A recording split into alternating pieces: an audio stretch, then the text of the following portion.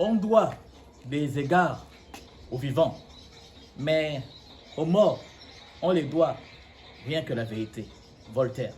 Lorsque le capitaine Isidore Noël Thomas Sankara a porté le projet de restructurer nos économies et par extension la question de la dette en 1984, lorsqu'il était à la tête de la défunte CAO, qui est l'actuel UEMOA, ses pairs l'ont traité de dissident, de révolutionnaire, voire même de marxiste.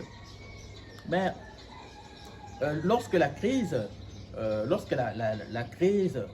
lorsque la dette a débuté autour de 2020, il y a des bailleurs de fonds qui ont mis sur fond de toile la question du moratoire de la dette africaine.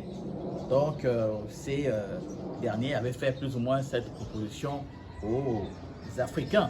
Mais certains leaders situationnistes africains ont joint les deux mains en entendant cette nouvelle, en mettant de côté les questions telles que est-ce que les intérêts de cette dette vont-elles courir ou vont-elles tout simplement être gelées?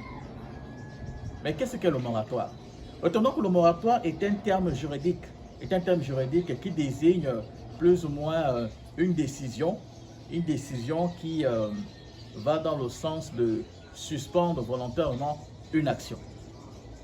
Je vais chuter par là, si vous le permettez.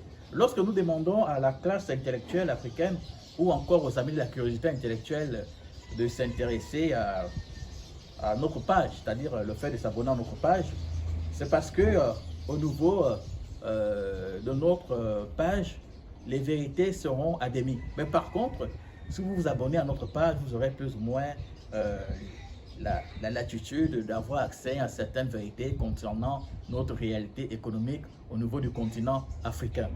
C'est vrai que certaines vérités ne sont pas bonnes à dire, comme on dit en latin, Yvonne Veritas, ça veut tout simplement dire toute vérité n'est pas bonne à dire.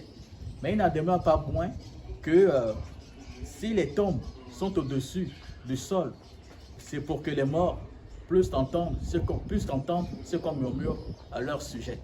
À très bientôt sur ma page. N'oubliez pas, partagez, partagez.